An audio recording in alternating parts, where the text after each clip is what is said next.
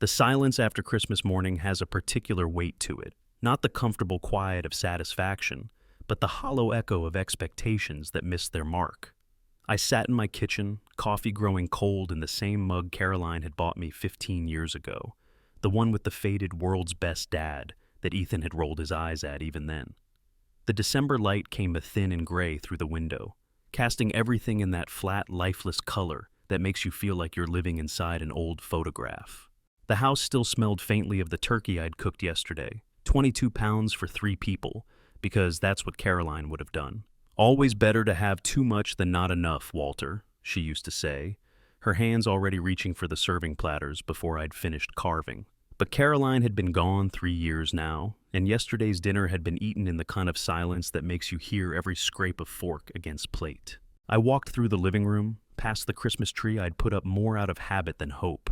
The ornaments hung there like memories that didn't quite fit anymore. The paper angel Ethan had made in 2nd grade, the crystal star Caroline and I had bought on our honeymoon in Vermont, the collection of wooden figures she'd added to every year until the cancer took away her Decembers.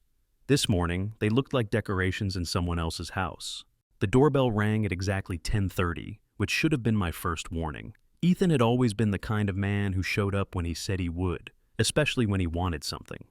I opened the door, saw and find him standing with Madison, both of them bundled in matching wool coats that probably cost more than my monthly Social Security check. Behind them, like an entourage, stood Madison's parents, Gerald and Patricia Monroe, people who had never quite learned to look me in the eye when they shook my hand. "Morning, Dad," Ethan said, though his smile didn't reach his eyes. At 42, he'd developed the kind of professional warmth that real estate agents perfect, genuine enough to get what they need, hollow enough to walk away without a second thought. Madison kissed my cheek with the kind of precision that suggested she'd practiced the gesture. "Walter, thank you again for yesterday. The turkey was wonderful." Her voice carried that slight edge of condescension that well-educated people sometimes mistake for kindness. I let them into the living room, the space suddenly feeling smaller, with 5 bodies in it. Gerald settled into Caroline's chair without being invited, his eyes already scanning the room with the calculating gaze of a man who had made his fortune in commercial development. Patricia perched on the edge of the sofa like she was afraid of getting something on her coat. "Coffee?" I offered, because that's what Caroline had trained me to do, even when guests felt more like an invasion. "We're fine, Dad," Ethan said, settling beside Madison on the couch. "We wanted to talk to you about something, about the future." The word future hung in the air like smoke from a fire you can't see, but know is burning somewhere close.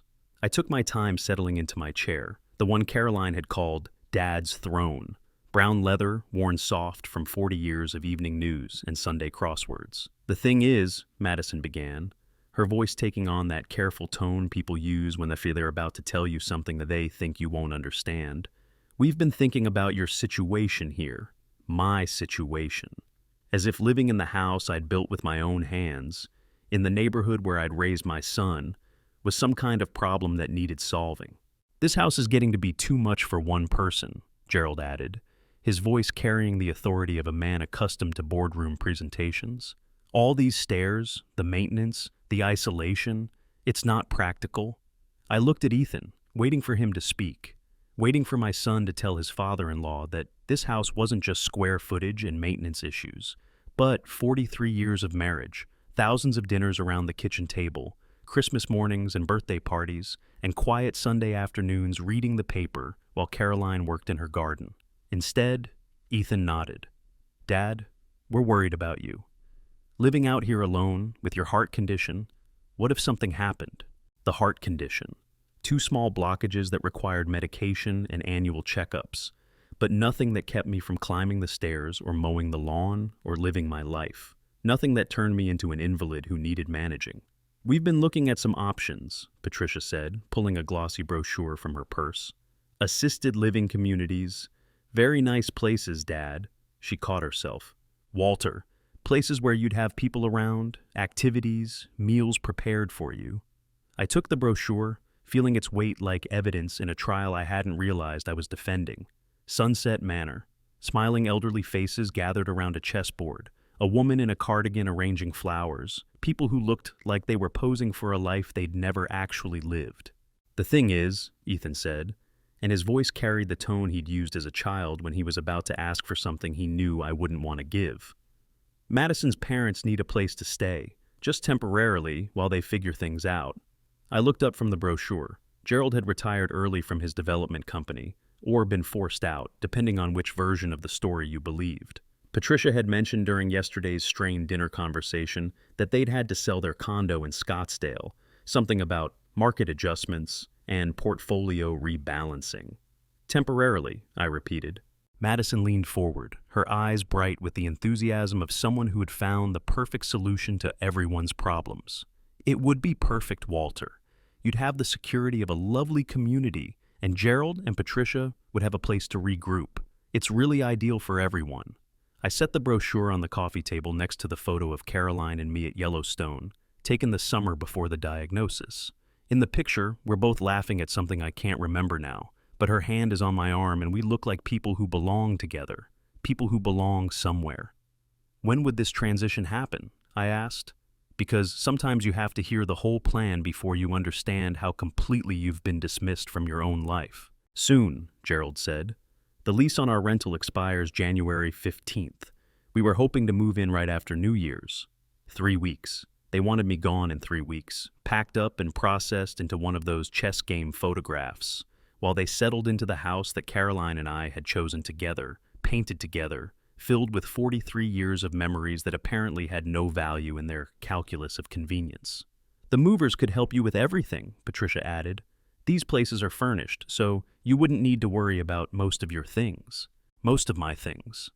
The dining room set Caroline had saved for 3 years to buy. The workshop in the garage where I'd built Ethan's treehouse, his graduation podium, Caroline's garden boxes. The bedroom where my wife had died in my arms, whispering that she was sorry to leave me with all this silence.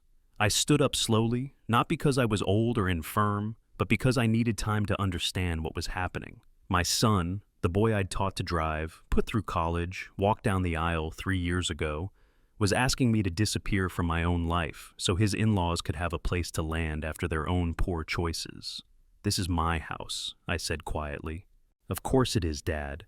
Ethan's voice carried that patient tone you use with children who don't understand why they can't have ice cream for breakfast. "No one's saying it isn't. We're talking about what's best for you, about being practical." Practical. The same word Caroline had used when she'd suggested I learn to cook, to do laundry, to live without her. But she'd meant practical as preparation. They meant practical as disposal. I walked to the window that overlooked Caroline's garden, dormant now under December's grip, but still holding the shape of her vision. The rose bushes she'd nursed through 7 hard winters, the stone path we'd laid together one summer when Ethan was in college, the bird feeder that still drew cardinals to the oak tree we'd planted the year we bought the house. Behind me, I could hear the rustle of movement, the sense that they were all looking at each other, waiting for me to come to my senses and accept their generous solution to the problem of my existence. "I need to think about this," I said, still facing the window. "Of course," Madison said brightly. "It's a big decision, but Walter, the sooner we can get everything arranged, the smoother the transition will be for everyone."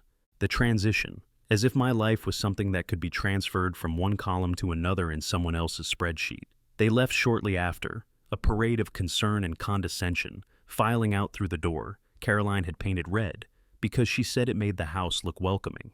Ethan was the last to go, pausing on the threshold, with that expression he had worn as a child, when he knew he'd done something that would disappoint me but hoped I wouldn't notice. "Dad," he said, "I know this is hard, but it's time. You know it's time." I watched their car disappear down the street, past the mailbox with the Harrisons, painted in Caroline's careful script, past the oak tree where Ethan had crashed his bicycle learning to ride, past the corner where Caroline and I used to walk every evening until the chemotherapy made her too tired for even that small pleasure. Back inside, the house felt different, not empty. It had been empty for 3 years, but violated somehow, as if strangers had walked through measuring for curtains and deciding which walls to tear down. I sat in my chair and picked up the photograph of Caroline and me at Yellowstone. In the picture, we looked like people who had built something that would last, people who belonged to each other and to the place they'd chosen to call home. I traced Caroline's face with my finger, remembering the weight of her hand in mine, the sound of her humming while she worked in her garden, The way she'd curl up next to me on winter evenings with her knitting and her cup of tea. "What would you do, sweetheart?" I asked the photograph, but I already knew. Caroline had never backed down from a fight, especially when someone tried to take what was hers. When the city had wanted to widen the street and take part of our front yard, she'd showed up to every city council meeting until they found another solution. When Ethan's high school guidance counselor had told him he wasn't college material, she'd spent 2 years working with him every evening until his grades proved the counselor wrong. Caroline had taught me that sometimes the people you love most are the ones who need the clearest boundaries. I set the photograph back on the table and picked up the phone. It was time to make some calls. Time to remind certain people that Walter Harrison hadn't died with his wife, and that 43 years in one place gives a man roots that go deeper than anyone might expect. The battle for my life was about to begin, and I had no intention of losing. The house settled around me that evening with the kind of creaks and sighs that come from 43 years of living. I'd always found comfort in those sounds, the way the floorboards near the kitchen would announce someone walking to get a midnight glass of water, how the heating pipes would tick and whisper like old friends sharing secrets. Caroline used to say the house was talking to us, telling us it was glad we were home. Tonight, though, the sounds felt different, hollow somehow, like echoes in an empty church. I made myself a grilled cheese sandwich for dinner, standing at the counter while I ate it because sitting at the kitchen table alone had never gotten easier. Caroline's chair still faced the window that looked out on her garden, positioned so she could keep an eye on the bird feeder while we ate. Even 3 years later, I couldn't bring myself to move it. After washing my single plate, I found myself walking through the house the way a man might walk through a museum dedicated to his own life. In the living room, I paused before the bookshelf Caroline had organized with characteristic precision, gardening guides on the bottom shelf, mysteries in the middle, photo albums on top. I pulled down the album from Ethan's childhood, the burgundy leather one Caroline had labeled "Our Boy, Years 110" in her neat handwriting. The first photograph showed Ethan at 3 months old, sleeping in the crib I'd built in the garage during those anxious weeks before his birth. I'd sanded that crib 3 times, determined to make it smooth enough that our son could never get a splinter. Caroline had laughed at my perfectionism, but she'd run her hands over every rail and pronounced it baby-worthy. I turned the pages slowly, watching my son grow in carefully mounted photographs. Ethan at 2, chocolate cake smeared across his face at his birthday party, his eyes bright with the uncomplicated joy of sugar and attention. Ethan at 4, missing his front teeth but grinning proudly beside the snowman we'd built together during the blizzard of '85. Ethan at 7, holding up the base he'd caught on our camping trip to Lake of the Ozarks, his small chest puffed out with pride. There he was at 10, the last year covered in this particular album, standing between Caroline and me at his elementary school graduation. Caroline wore the blue dress she'd sewn herself, the one that brought out her eyes. I was in my good suit, the navy one I'd bought for weddings and funerals, my hand resting on Ethan's shoulder. We looked like a family that belonged together, people who had built something solid. I closed the album and pulled down the next one. Our Boy, Years 11 to 20. The photographs in this volume told a different story. Ethan at 12, already showing the restless energy that would define his teenage years.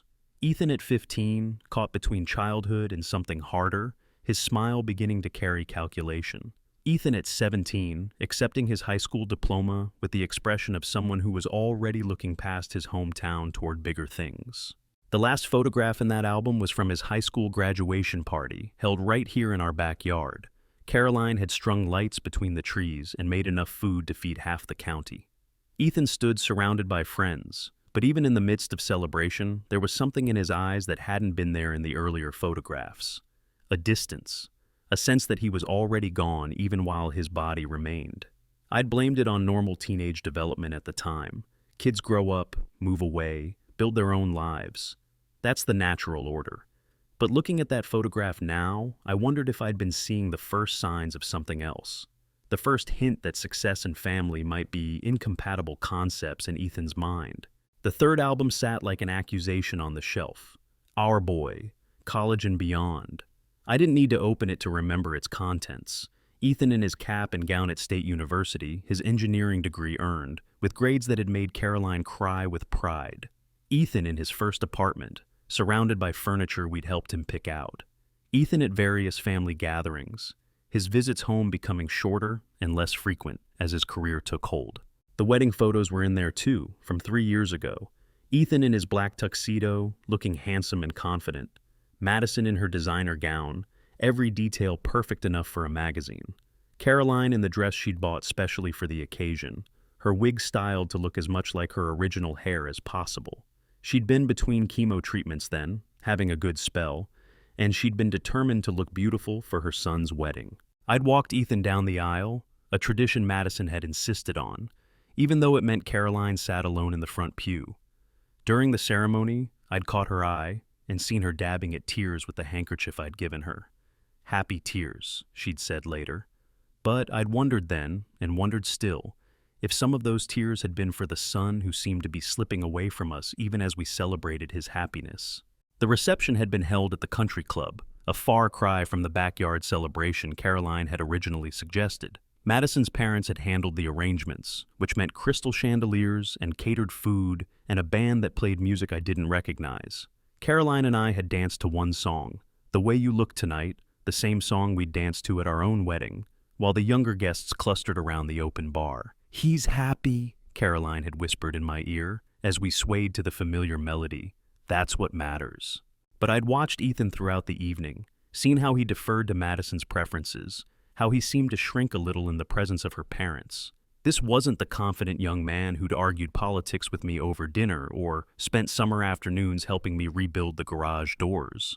This was someone trying very hard to fit into a life that didn't quite match his measurements. I closed the albums and returned them to the shelf, my hands lingering on the leather spines. 42 years of photographs, and somewhere between the chocolate cake and the country club reception, I'd lost track of when my son had stopped being mine. The phone rang, jarring me from my thoughts.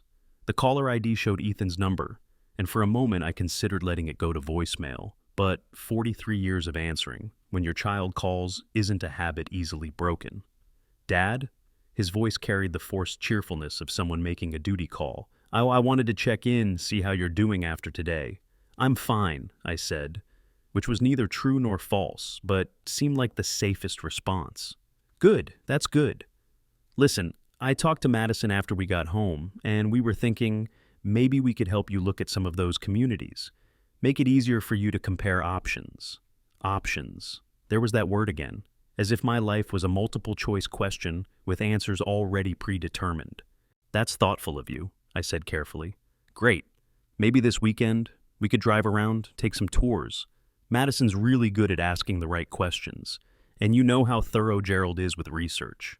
I could picture them gathered around Madison's laptop, typing senior living communities into search engines, reading testimonials from other families who'd successfully transitioned their inconvenient elderly into manageable situations. "Ethan," I said, "can I ask you something?" A pause. "Sure, Dad, of course." "Do you remember the treehouse?" "The treehouse?" His voice carried a note of confusion, as if I'd suddenly started speaking a foreign language. "The one I built for you when you were 8, in the oak tree out back. You wanted it to have real walls, not just platforms, and a roof that wouldn't leak when it rained." "Oh, yeah, I remember. It took me 3 weekends to build it right. Had to reinforce the branches, make sure the ladder was secure. You helped me carry the lumber, held the boards while I measured. Do you remember what you said when we finished?" Another pause, longer this time. "Not really, Dad. That was a long time ago." But I remembered. He'd stood in that treehouse, 8 years old and proud as a homeowner, and declared that he was never going to move out. This was his house, he'd said, and someday his kids would play here too, and maybe even their kids after that.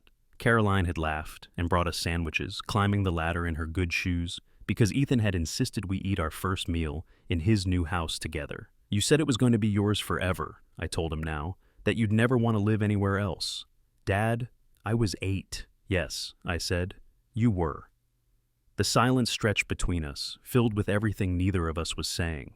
Ethan cleared his throat. "Things change, Dad. People grow up, priorities shift. That treehouse, it's probably not even safe anymore. Wood rots, bolts loosen." I looked out the kitchen window toward the oak tree. The treehouse was still there, weathered but sound. I'd inspected it every spring and fall, tightened bolts, replaced boards when needed.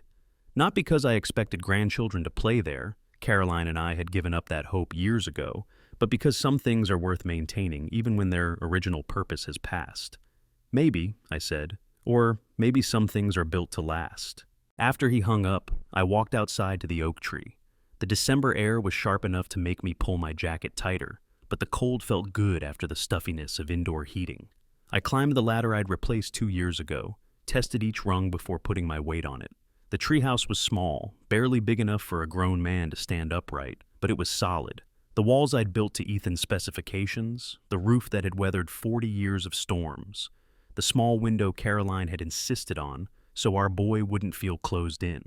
Everything exactly as I'd built it, maintained with the same care I'd given to the rest of the house. From this height, I could see into our neighbors' windows, catch glimpses of other families going about their evening routines. The Kowalskis washing dishes together at their kitchen sink. The Murphys' oldest boy doing homework at the dining room table. Normal people living normal lives in houses they'd chosen, surrounded by things they'd built or bought or inherited from people who loved them. I climbed back down and walked slowly around the house Caroline and I had made together. The flower beds she'd planned and planted, dormant now, but ready to bloom again come spring. The stone path we'd laid ourselves, each piece chosen and placed with the kind of attention you give to things you expect to enjoy for decades. The porch where we'd sat on summer evenings, watching Ethan ride his bicycle in circles while fireflies began their nightly dance. Every corner of this place held memories that belonged to Caroline and me. The workshop where I'd built her garden boxes, the kitchen where she'd taught me to make her grandmother's apple pie, the bedroom where we'd made love and shared dreams and held each other through the long nights of her illness. This wasn't just a house that had become too much for one person to manage. This was the physical embodiment of a 43-year marriage, a monument to the love Caroline and I had built together, a shrine to the family we'd tried so hard to create. And my son wanted to trade it for a chess game at someone else's common room. Back inside, I made myself a cup of tea, Caroline's evening ritual, though I'd never acquired her taste for chamomile, and sat in my chair with the photograph of our Yellowstone trip. In the picture, we looked like people who had everything they needed, people who understood that home isn't just a place to live, but a place to belong. I thought about the brochure Patricia had left, with its glossy photographs of managed contentment. I thought about Gerald's calculating gaze as he'd surveyed my living room like a prospective buyer. I thought about Madison's bright enthusiasm for a solution that would solve everyone's problems but mine. And I thought about Ethan, who'd once declared this place his forever home, but now saw it as nothing more than an inconvenience to be managed. The phone rang again around 9:30. This time, the caller I'd showed Madison's number. "Walter?" Her voice carried that careful brightness she used when she wanted something. "I hope I'm not calling too late." "Not at all. I wanted to follow up on our conversation today. I know it's a lot to process, and I want you to know how much we appreciate you being open to new possibilities. Being open to new possibilities. As if I'd expressed enthusiasm rather than polite silence. "I was wondering," she continued, "if you might be available tomorrow afternoon. I've arranged for us to visit Sunset Manor. That's the community in the brochure Patricia left. They have an opening coming up, and I thought it might be good for you to see it while it's still available." An opening. Someone had died or been moved to a higher level of care, and now there was a vacant room waiting for the next inconvenient elderly person to fill it. "Tomorrow seems soon," I said. "Well, the thing is, these good places don't stay available long. And Walter, I really think once you see it, you'll feel so much better about everything. The staff is wonderful, the facilities are top-notch, and the residents all seem so happy. Happy, like the people in the photographs, arranged around chessboards and flower arrangements, smiling for cameras held by strangers." "Madison," I said, "can I ask you something?" "Of course." "How long have you and Ethan been planning this?" A pause, just long enough to reveal the question had caught her off guard. "Planning what?" "This transition, this solution to everyone's problems." "Walter, we're not planning anything. We're just concerned about you, living alone in that big house. It's natural to want what's best for family." Family. The word carried different weight depending on who was saying it and what they wanted it to carry. "I see," I said. "And your parents, they've been looking for a place for how long?" Another pause. A few months, I suppose. The market has been challenging for everyone. A few months. So this conversation, this concern for my welfare, this generous offer to help me transition into a more manageable living situation, it had all been brewing while I'd been grieving my wife and learning to live alone. "I'll think about tomorrow," I said. "Wonderful. I'll pick you up at 2. After she hung up, I sat in the growing darkness, listening to the house breathe around me. Somewhere in the walls, the heating pipes ticked their familiar rhythm. The refrigerator hummed its quiet song. The oak tree outside my window creaked softly in the December wind. These were the sounds of my life, the soundtrack of 43 years in one place. They weren't the sounds of someone who needed to be managed or transitioned or relocated for his own good. They were the sounds of a man who belonged exactly where he was. I thought about Caroline's fierce loyalty to the places and people she loved, how she'd fought the city council and the guidance counselor and anyone else who tried to diminish what was hers, how she'd made this house a home through sheer force of love and attention. Tomorrow, Madison would arrive at 2 o'clock to take me to see my new cage. She would point out the amenities and the activities and the other residents who'd learned to smile for visiting family members. She would paint a picture of a life free from the burdens of home ownership, surrounded by people my own age, cared for by professional staff who understood the needs of the elderly. But tonight, I was still Walter Harrison, living in the house he'd chosen with his wife, surrounded by 43 years of memories that no one else could understand or value. Tonight, I was still home, and I had no intention of leaving without a fight. Madison arrived at exactly 2 o'clock the next afternoon, her silver BMW purring in my driveway like a satisfied cat. Through the window, I watched her check her reflection in the rearview mirror, adjusting her lipstick with the practiced efficiency of someone who understood that appearances were a form of armor. She wore a cream-colored coat that probably cost more than I spent on groceries in 3 months, and her smile was already in place before she reached my front door. "Walter, you look wonderful," she said, kissing my cheek with the same calculated warmth she'd shown yesterday. "Are you ready for our adventure?" Adventure, as if visiting my potential prison was something to be excited about. I locked the door behind me, testing the handle twice, a habit Caroline had always teased me about. "You check that lock like you expect burglars to be waiting for us to leave," she used to say. Now I wondered if burglars might be exactly what I should be worried about, except they wouldn't need to break in. They already had keys. The BMW's interior smelled like leather and Madison's perfume, something French and expensive that made the air feel thick. She adjusted the rearview mirror and caught my eye in the reflection. "I think you are going to be pleasantly surprised," she said, backing out of the driveway. "Sunset Manor isn't like the old-fashioned nursing homes you might be imagining. It's more like a resort, really. A resort where you never checked out," I thought, but kept the observation to myself.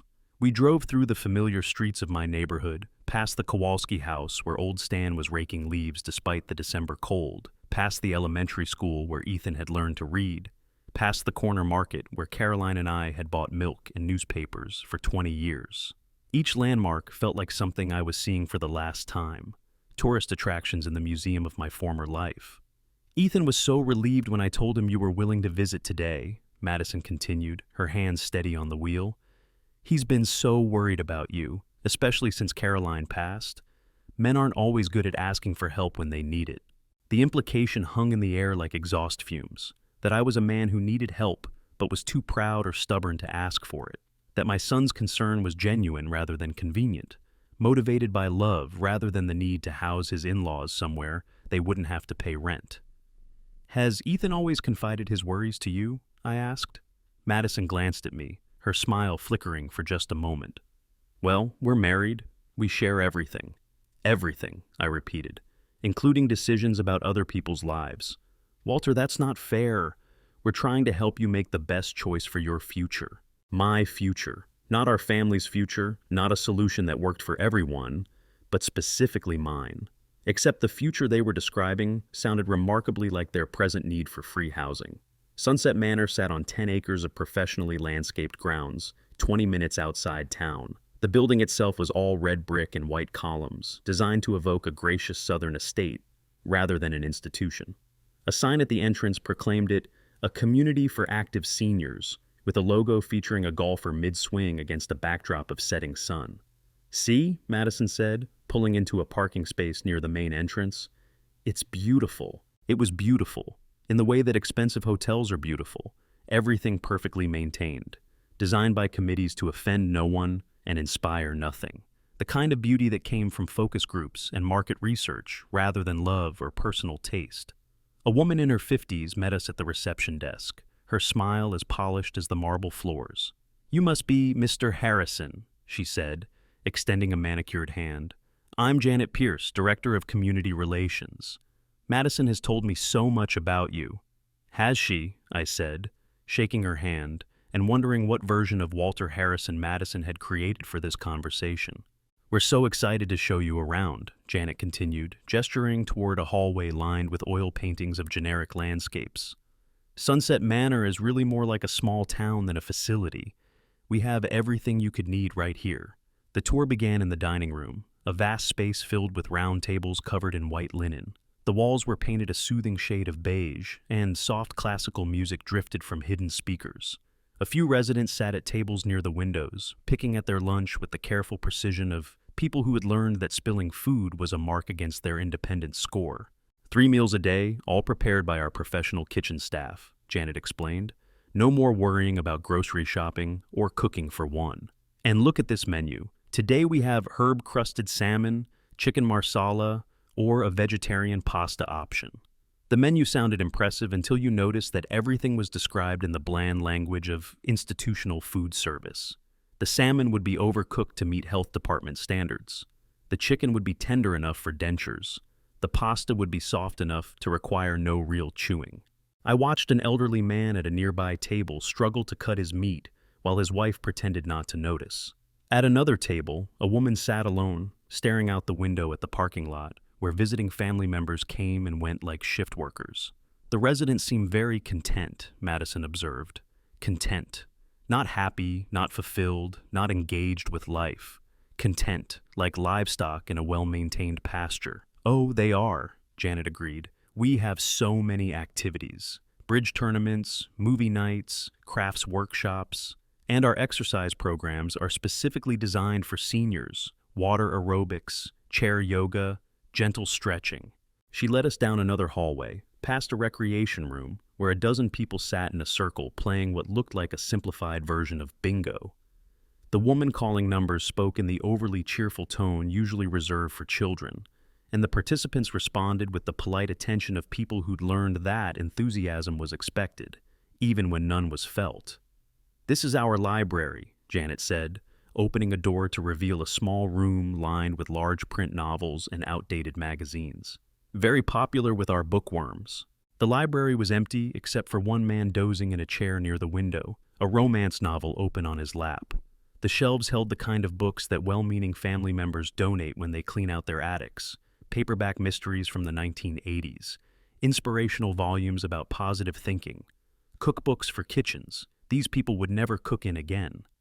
"And here's one of our apartment units," Janet said, unlocking a door marked Model Home, with a key from the ring on her belt. The apartment was efficiently designed and tastefully decorated in shades of cream and pale blue.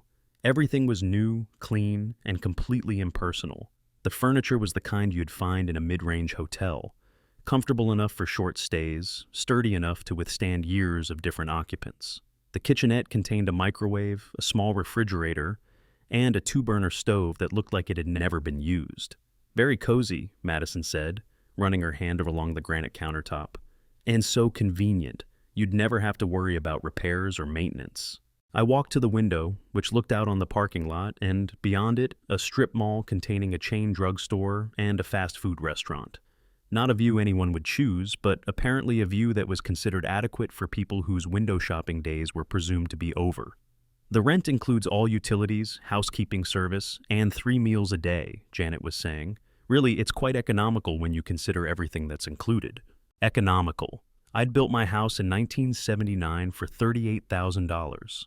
Caroline and I had paid off the mortgage in 15 years by making extra payments whenever my construction business had a good month.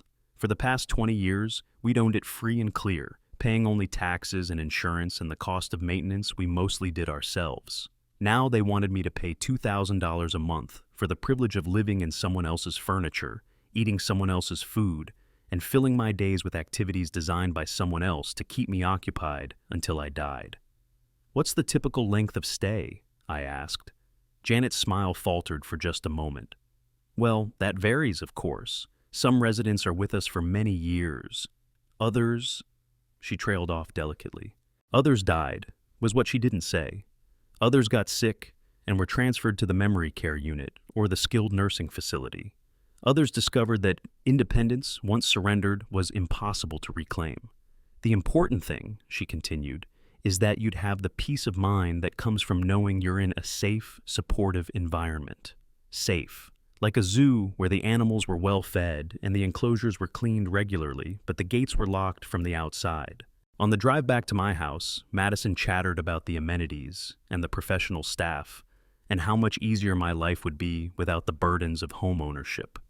I made appropriate responses while watching my neighborhood come back into view, the streets where I'd learned to drive, the park where I'd taught Ethan to throw a baseball, the church where Caroline and I had been married and where we'd held her funeral 3 years later.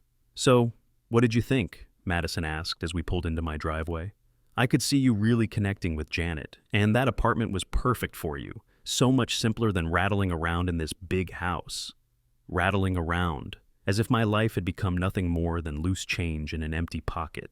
"It was very nice, c'est comme système. I said, because sometimes diplomacy is the best defense. "Wonderful. I'll call Janet this evening and let her know you're interested. She mentioned that they might be able to hold that particular unit for a week or so, but after that it would go to the next person on the waiting list." A week. They wanted an answer in a week, a decision about the rest of my life made under pressure like a door-to-door sales pitch. I unlocked my front door and stood in my entryway, breathing air that smelled like my house, coffee and furniture polish, and the faint ghost of Caroline's perfume that seemed to linger in the curtains no matter how many years passed. The silence that greeted me wasn't the institutional quiet of Sunset Manor, managed and sanitized. It was the living silence of a house that had sheltered love and loss and 43 years of ordinary days that had added up to a life. The phone was ringing as I closed the door behind me. Gerald Monroe's name appeared on the caller ID, and I let it ring through to voicemail while I made myself a cup of coffee in my own kitchen, using the mug Caroline had bought me, standing at the counter where we'd shared thousands of morning conversations. When I finally played the message, Gerald's voice carried the brisk efficiency of a man accustomed to closing deals. "Walter, it's Gerald. Madison told me about your visit to Sunset Manor today." "Excellent choice. Janet Pierce runs a first-class operation there. I wanted to touch base about the timeline for your transition. Patricia and I have been working with a moving company that specializes in senior relocations. They handle everything: packing, transport, even donating items you won't need anymore. Very efficient. Give me a call when you get a chance. We should coordinate our schedules to make this as smooth as possible for everyone." Coordinate our schedules. As if my leaving and their arriving was a carefully choreographed dance rather than the dismantling of my life to solve their housing problem.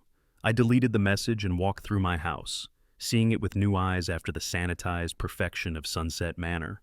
The living room where Caroline had arranged our furniture to encourage conversation, where we'd hosted book club meetings and birthday parties and quiet Sunday afternoons reading the newspaper together. The kitchen where she'd taught me to make her grandmother's apple pie, where we'd planned home improvement projects and discussed Ethan's report cards and shared the small intimacies of a long marriage. The bedroom where we'd made love and held each other through thunderstorms and whispered about our dreams for the future, where she'd died in my arms 3 years ago, her last words a whispered "thank you" for 40 years of love and partnership. This house wasn't just where I lived. It was the physical embodiment of the life Caroline and I had built together, every room holding memories that existed nowhere else, every corner touched by her hands and her vision and her love. And they wanted me to trade it for a model apartment with a view of a parking lot. That evening, I sat in Caroline's garden, in the chair I'd built for her the summer before her diagnosis. The December air was cold enough to make me pull my coat tight, but the cold felt clean and honest after the artificial warmth of Sunset Manor. The rose bushes stood dormant but dignified in their winter sleep, waiting for spring to call them back to life. The stone path caught the last light of the day, each stone placed by Caroline's hands according to her vision of how a garden should welcome visitors. From here, I could see into the kitchen window, where Caroline had stood washing dishes while keeping an eye on her flowers. I could see the oak tree where Ethan's treehouse still waited for grandchildren who might never come. I could see the workshop where I'd built the garden boxes and the porch swing and a dozen other projects that had been excuses to work with my hands while Caroline worked with hers. This was what home looked like. Not the managed perfection of Sunset Manor, but the accumulated evidence of two people who'd chosen each other and chosen this place, and spent 43 years making both choices matter. My phone buzzed with a text message from Ethan. "Dad, Madison said the visit went well. So proud of you for taking this step. Let's talk soon about next steps." Next steps. As if my life was a project to be managed, a problem to be solved, a series of items to be checked off someone else's list. I typed back, "We'll talk." But as I sat in Caroline's garden, surrounded by the evidence of our life together, I knew the conversation would be different from what Ethan expected. Because I'd seen my future as they imagined it, a model apartment with no history, no memories, no connection to anything I'd built or chosen or loved. And I'd decided that future wasn't good enough. Not for Walter Harrison, who'd spent 43 years building something that mattered. Not for Caroline's husband, who'd promised to love and protect what they'd created together. Not for a man who still had fight left in him, even if his own son had forgotten who he used to be. The battle for my life was about to begin, and I had no intention of fighting it from someone else's model apartment. The morning after my visit to Sunset Manor, I woke before dawn with the kind of clarity that comes after a sleepless night spent thinking. Not the confused, circular thinking that traps you in the same worries, but the sharp, purposeful kind that cuts through problems like a blade through soft wood. I lay in the darkness for a few minutes, listening to the house settle around me, and felt something I hadn't experienced in months: the quiet satisfaction of having a plan. Construction teaches you that every project begins with a foundation. You survey the land, test the soil, calculate load-bearing requirements. Only fools start building without understanding what they're working with. Ethan and his in-laws had made their opening move, but they'd shown their hand too early, revealed exactly what kind of ground we were standing on. They wanted me gone. Everything else, the concern for my welfare, the talk of family obligation, the carefully constructed arguments about practicality, was window dressing. The truth was simpler. I was an obstacle to their comfort, an inconvenience to be managed. I rose and made coffee in the pre-dawn quiet, my movements automatic but purposeful. Through the kitchen window, I could see the faint outline of Caroline's garden in the darkness, dormant but patient, waiting for spring to call it back to life. By the time the sun crested the oak tree where Ethan's childhood treehouse still waited, I was sitting at Caroline's desk with a yellow legal pad, making lists. At the top of the first page, I wrote, "What I know." Underneath, I began cataloging facts with the methodical precision I had once used for construction estimates. Gerald and Patricia's lease expired January 15th. They needed housing they could afford, which meant housing they didn't have to pay for. Madison had arranged the Sunset Manor visit with suspicious efficiency, suggesting this solution had been discussed long before yesterday's conversation. Ethan's growing distance over the past few years suddenly made sense. Not grief over his mother's death, but impatience with the inconvenience of having an aging father who still owned things they wanted. On the second page, what I own. The house, free and clear, built in 1979 for $38,000, now worth at least $300,000 in the current market. The contents, accumulated over 43 years of marriage.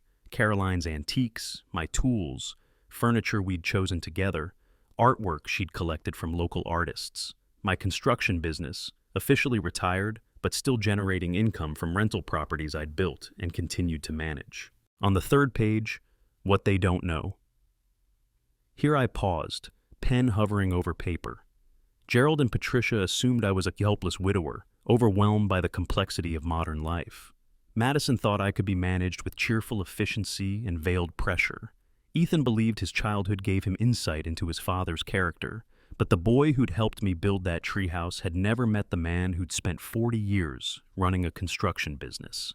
They all saw Walter Harrison as a problem to be solved. None of them saw him as an opponent worth preparing for. I could work with that. The first call I made was to Marcus Henley, the lawyer who'd handled Caroline's will and my business transactions for the past 25 years. Marcus had been a year ahead of me in high school, sharp enough to earn a scholarship to State University, but practical enough to come back home and build his practice among people who understood the value of keeping your word. "Walt," he said when his secretary put me through, "how are you holding up?" "I need to see you, Marcus. Today, if possible. It's about protecting assets." "What kind of assets?" "The kind someone thinks they can convince me to give away." There was a pause, the sound of papers rustling. "Family situation?" "The worst kind." "Can you be here at 10? Marcus's office occupied the second floor of a brick building on Main Street, above the insurance agency that had been there since the 1950s. The waiting room smelled like leather and old paper, walls lined with law books that looked actually read rather than decorative. Marcus himself was my age, maybe a year younger, with silver hair and the kind of sharp eyes that missed nothing. "Tell me what's going on," he said, settling behind his desk. I told him everything: the Christmas confrontation, the Sunset Manor visit, the coordinated pressure to make me disappear into managed living while they took over my house. Marcus listened without interruption, occasionally making notes on a yellow pad identical to the one I'd used that morning. "They can't force you to sell," he said when I finished. "The house is titled in your name alone since Caroline's passing, but that doesn't mean they can't make your life difficult." "How?" "Emotional manipulation. Claims that you're no longer competent to make decisions about your own welfare. Adult children have been known to pursue guardianship proceedings when other methods fail." The words hit like cold water. They'd try to have me declared incompetent. It's not easy to prove, and it's harder to make stick, especially when the allegedly incompetent person has good legal representation. He smiled slightly. "Which you do." "What do I need to do?" "Document everything. Every conversation, every attempt at pressure. If they're planning something more aggressive than family guilt, they'll show their hand eventually. We want to be ready." Marcus opened his file cabinet and pulled out several forms. "We should also update your documentation. Will, power of attorney, healthcare directives. Make sure everything is current and reflects your actual wishes, not what someone else thinks would be best for you." I spent the next hour going through paperwork, updating beneficiaries, clarifying my wishes for medical care and end-of-life decisions. It felt morbid, planning for my own decline, but also strangely liberating. These were my choices, my decisions about my own life. "One more thing," Marcus said as we finished. "Have you considered making it harder for them to challenge your property ownership?" "How?" "A revocable living trust. Transfer ownership of the house to a trust with yourself as trustee. It accomplishes the same thing as outright ownership. You control everything during your lifetime, but it makes the property much harder to challenge or manipulate after your death. And if I want to sell? As trustee, you can do whatever you want with trust property. The only difference is legal structure. Think of it as insurance." I signed the preliminary paperwork that afternoon, authorizing Marcus to draft the trust documents. Outside his office, Main Street bustled with normal December activity: Christmas shoppers, office workers grabbing lunch, teenagers who should have been in school loitering near the coffee shop, normal people living normal lives, unburdened by family betrayal and property disputes. My next stop was Henley Electronics, a cluttered shop squeezed between the hardware store and the old pharmacy. Dave Henley was Marcus's younger brother, a man who had found his calling in the intersection between technology and privacy. If you needed a security system that actually worked, or wanted to know who was calling you from blocked numbers, Dave was the person you talked to. "Mr. Harrison," he said, looking up from a circuit board covered in components I didn't recognize. "Haven't seen you since Caroline's service. How are you managing?" "Getting by. Dave, I need some advice about home security. Nothing fancy, just basic protection. What kind of threats are we talking about?" I considered how much to tell him. "The kind that come with keys." Dave's eyebrows rose. "Family situation? Is it that obvious?" "Happens more than you'd think.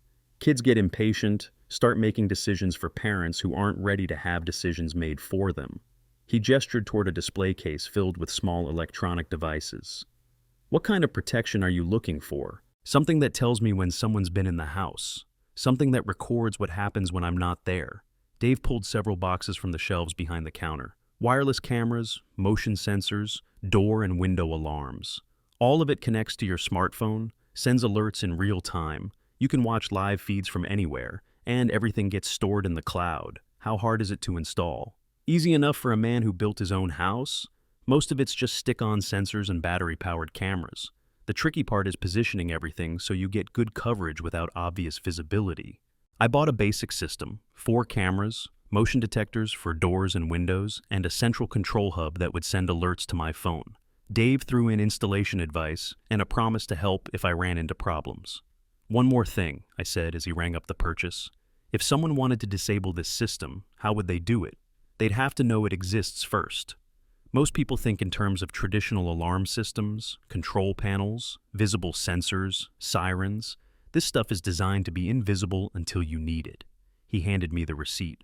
"But Mr. Harrison, if you're expecting trouble from people with keys to your house, maybe you should think about changing the locks." That afternoon, I drove to the hardware store and bought 2 new deadbolts and a package of door reinforcement plates. The clerk, a young man who couldn't have been much older than Ethan, asked if I needed help with installation. "I've got it," I said. "Been installing locks since before you were born." "Yes, sir. Just thought I'd ask." "You have a good day now." Back home, I spent the rest of the afternoon installing the security system with the methodical care I'd once brought to construction projects. Cameras went in corner eaves where they'd be invisible from ground level, but would capture clear images of anyone approaching the house. Motion sensors attached to window frames with adhesive strips that looked like weather stripping. The central hub went in my bedroom closet, hidden behind boxes of Caroline's winter clothes I hadn't had the heart to donate. When I finished, I tested the system from my smartphone, watching myself walk through my own house on the small screen. It felt strange, seeing my property through the lens of surveillance, but also reassuring. If someone wanted to enter my house without permission, I'd know about it. The lock installation took another 2 hours. I replaced the front door deadbolt first, then the back door, testing each one multiple times to ensure proper alignment. The old locks went into a box in the garage, along with all the spare keys Caroline and I had ever made. If Ethan still had a key from his teenage years, it wouldn't work anymore. As darkness fell, I stood in my living room and looked around at the house I'd protected. Nothing visible had changed, the same furniture Caroline had chosen, the same photographs on the mantle, the same comfortable disorder of a life lived in one place for decades. But underneath the familiar surface, everything was different. The house was watched now, defended, ready to reveal any unauthorized intrusion. The phone rang around 8 o'clock, Ethan's name on the caller ID. "Dad, how did your visit go yesterday? Madison said you seemed really interested in the place." "It was very nice," I said, which was true enough. "Great. So, what's the next step? Do you want to put in an application, or do you need to see a few more places first?" "I'm still thinking about it." A pause. "Dad, I don't want to pressure you, but Madison mentioned that the apartment you saw might not be available much longer. These good places fill up fast." "I understand. So, maybe we should move quickly? I could drive over this weekend, help you start sorting through things. Decide what you'd want to take with you and what might be better to donate. Sorting through things. Deciding what parts of my life were worth keeping and what could be discarded as no longer necessary. The casual assumption that my belongings, my memories, my 43 years of accumulated existence could be categorized and disposed of like items at a garage sale. "That's thoughtful of you," I said. "It's what families do, Dad. We take care of each other." After he hung up, I walked through the house once more, this time seeing it through the cameras I'd installed. Living room, clear view of the front door and most seating areas. Kitchen, coverage of both entrances and the eating area where family meetings took place. Hallway, motion sensor that would detect anyone moving between bedrooms. Back door, camera positioned to capture faces, not just movements. If they came here to pressure me again, to wear me down with coordinated concern and manufactured urgency, I'd have a record of everything said and done. If they tried to enter when I wasn't here, to measure for furniture, or evaluate what could be disposed of, I'd know about it immediately. But most importantly, if they pushed too hard and forced me to take legal action, I'd have evidence that this wasn't about my welfare, but about their convenience. I sat in Caroline's chair, the one Gerald had claimed so casually during their Christmas visit, and pulled out my phone. The security app showed all systems active, all cameras recording, all motion sensors armed. The house that had sheltered Caroline and me for 43 years was ready to defend itself. Tomorrow, Ethan would probably call again. with Madison's cheerful pressure and Gerald's business logic, and Patricia's helpful suggestions about moving companies that specialized in senior relocations. They'd present their concerns and their solutions and their timeline for my transition into managed living. But they didn't know about Marcus Henley's trust documents, or Dave Henley's security system, or the new locks that would make their spare keys useless. They didn't know that Walter Harrison had spent the day building defenses instead of surrender, preparing for battle instead of capitulation. They thought that they were managing a confused old man who could be guided toward the right decision, with enough pressure and false concern. What they were actually dealing with was a construction contractor who had spent 40 years building things to last, and who had no intention of being demolished by his own son. The grandfather clock in the hallway chimed 9 times, its sound echoing through rooms that were mine again, truly mine, protected and documented and ready for whatever came next. Let them come with their brochures and their timelines and their coordinated family concern. I'd be ready. The call came on Saturday morning while I was having coffee in Caroline's garden, bundled in my heavy coat but unwilling to let December's bite drive me inside. The motion sensor on my phone had chimed twice during the night, deer moving through the backyard, captured in grainy infrared images that proved the system was working. Now Ethan's name glowed on the screen, and I knew the moment I had been preparing for had arrived. "Dad, good morning. Madison and I were wondering if we could come by today, maybe around noon. We thought it might be a good time to start going through some of Mom's things, help you figure out what you'd want to keep when you move." Caroline's things. The careful way he said it, as if her possessions were museum pieces to be cataloged, rather than the intimate remnants of a 40-year marriage. Her jewelry box on the dresser, still holding the earrings she'd worn to our anniversary dinner the year before the cancer came. Her reading glasses on the nightstand, waiting for her to finish the mystery novel she'd never complete. Her garden tools in the shed, maintained and sharpened each spring in case she might somehow need them again. "That's thoughtful of you," I said, using the same neutral tone that had served me well in construction negotiations. "Great. And Dad?" "Gerald and Patricia are in town for the weekend, helping with some logistics. Would it be all right if they came along? Patricia has a lot of experience with senior transitions. Her aunt made a similar move last year. Senior transitions." The euphemism rolled off his tongue with practiced ease, as if what they were planning was a natural life milestone rather than the systematic dismantling of everything I'd built with his mother. "Of course," I said. "Wonderful. We'll see you at noon." After he hung up, I sat in the garden for another hour, watching the last of the morning light play across Caroline's dormant rose bushes.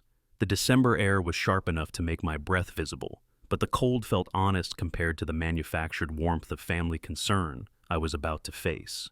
At 11:30, I went inside and made preparations.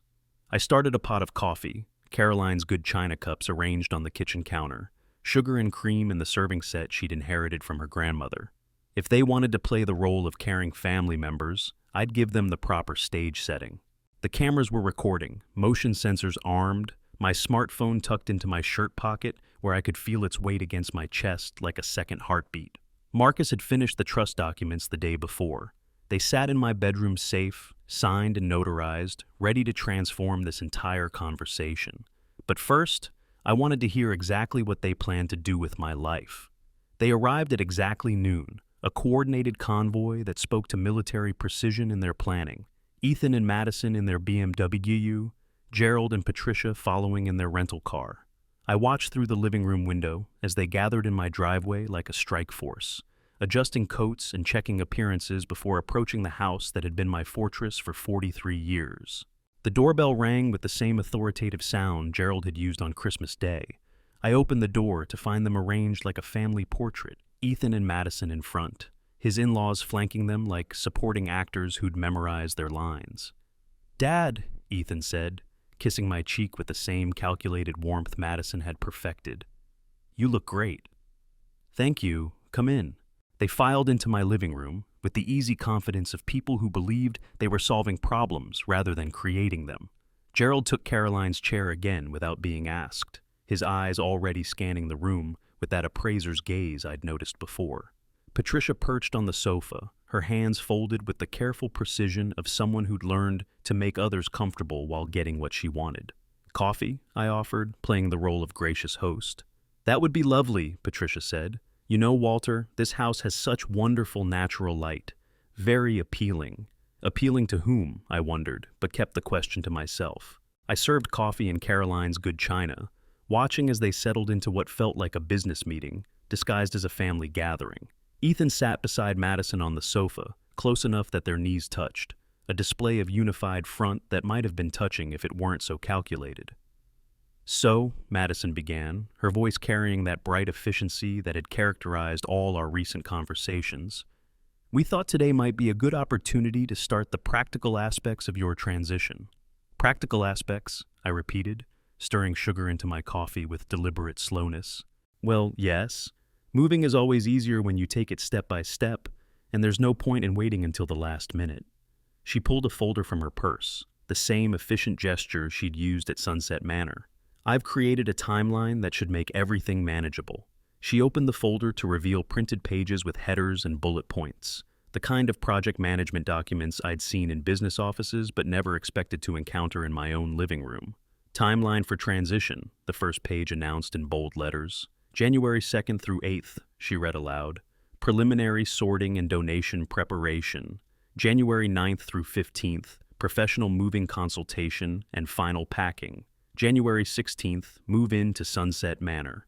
January 16th, 2 weeks from today. They had already decided when I would leave my home, already scheduled my life around Patricia and Gerald's lease expiration date. "That seems fast," I said. "Well, we don't want to drag it out," Gerald said, leaning forward with the earnest expression of someone delivering difficult news. "Quick transitions are usually easier on everyone. Less time to second guess, less emotional turmoil. Less time for me to resist," he meant. "Less opportunity for me to realize what I was losing and fight back." "The moving company Patricia found specializes in senior relocations," Madison continued, flipping to another page in her folder. "They handle everything: packing, transportation, even cleaning services after you've moved out." "After I've moved out." As if my leaving was inevitable, already accomplished in everything but the physical act of departure. "They also work with estate sale companies," Patricia added helpfully, "for items that won't fit in your new apartment but might have value to collectors. Much better than just donating everything." Estate sale. The term hit me like cold water, conjuring images of strangers pawing through Caroline's jewelry box, putting price tags on the rocking chair where she'd nursed Ethan 42 years ago, haggling over the price of our wedding china. "Of course, you'd keep the important things," Ethan said quickly, apparently reading something in my expression. "Photos, personal items, whatever fits comfortably in your new place." Whatever fits. As if 43 years of marriage could be edited down to whatever would squeeze into a model apartment at Sunset Manor. I set my coffee cup down with careful precision, the small sound sharp in the sudden quiet. "Have you already put down a deposit?" The question caught them off guard. Madison's bright smile flickered, and Gerald shifted slightly in his chair. "We wanted to talk to you first," Ethan said, but something in his voice suggested that conversations and decisions were different categories in their planning. "But you have talked to them, to Sunset Manor." "Just preliminary conversations," Madison said quickly, "to make sure the apartment would still be available when you're ready." "And it is?" "Yes, but Walter, these places don't hold units indefinitely. If we're going to move forward, we really do need to—" "Move forward," I interrupted. Interesting phrase. It assumes we're all going in the same direction. Patricia's laugh was like broken glass swept up quickly. "Well, of course we are. We all want what's best for you." "Do you?" I stood up, not abruptly, but with the deliberate movement of a man who had made a decision. "Can I show you something?" I walked to the mantel and picked up the photograph of Caroline and me at Yellowstone, taken during our last vacation together. In the picture, we're both laughing at something I can't remember now, but her hand rests on my arm, and we look like people who belong together. This was taken 3 years ago, the summer before Caroline's diagnosis. We'd been talking about retiring, maybe doing some traveling while we were still healthy enough to enjoy it. I traced Caroline's face with my finger, remembering the weight of her hand in mine. She wanted to see Alaska, take one of those cruise ships through the Inside Passage. I looked up to find them watching me with the careful attention people give to someone who might be about to break down, ready to offer comfort that would somehow transition into compliance. Caroline never got to see Alaska, I continued, but she did get to spend her last months in this house, In the bedroom where we'd slept for 43 years, surrounded by things we'd chosen together. She died in my arms in that bedroom, and her last words were, "Thank you for letting me come home." The silence stretched long enough to become uncomfortable. Gerald cleared his throat and started to speak, but I held up my hand. She wasn't thanking me for bringing her back from the hospital. She was thanking me for 43 years of home, for building something together that mattered enough to die in. I set the photograph back on the mantel and turned to face them. "Now you want me to pack up that home, sell off the pieces that don't fit in someone else's apartment, and pretend that a managed living facility is the same thing as the place Caroline and I chose together." "Dad," Ethan said, his voice taking on that patient tone he'd used as a teenager when he thought I was being unreasonable. "Nobody's saying Sunset Manor is the same as this house. We're saying it might be better suited to your current needs." "My current needs," I repeated. "And what exactly are those?"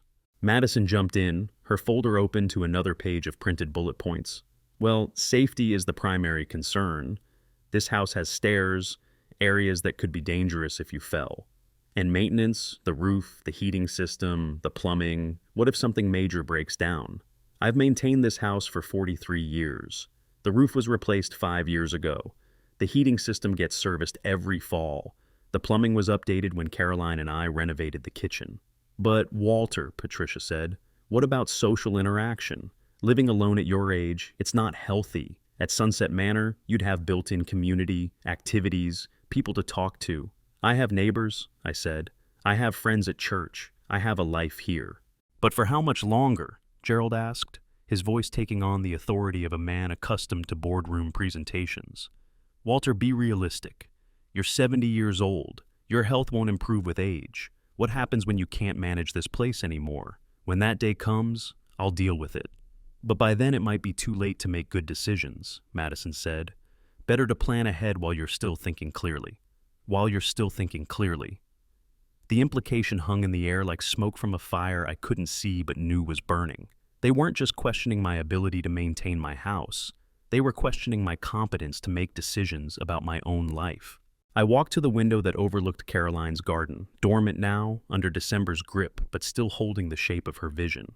The stone path we'd laid together, the rose bushes she'd coaxed through harsh winters, the oak tree where Ethan's childhood treehouse still waited for grandchildren who might never come. "Ethan," I said, not turning around, "do you remember building that treehouse?"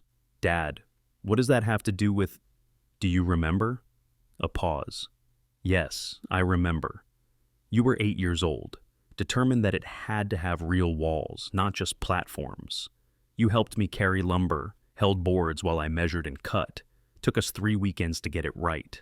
I turned to face him. "When we finished, you stood in that treehouse and declared it was going to be yours forever. That someday your children would play there too, maybe even their children after that."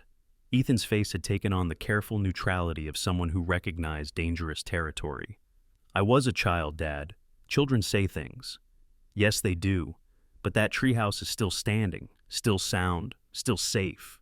Because some things are built to last, even when the people who were supposed to inherit them lose interest." The room had gone very quiet. Even Gerald's calculating gaze had sharpened into something more focused. "This house isn't just where I live," I continued. "It's what Caroline and I built together. Every room holds memories that exist nowhere else. Every corner has been touched by her hands, shaped by her vision, filled with her love." I looked at each of them in turn, seeing them clearly for perhaps the first time.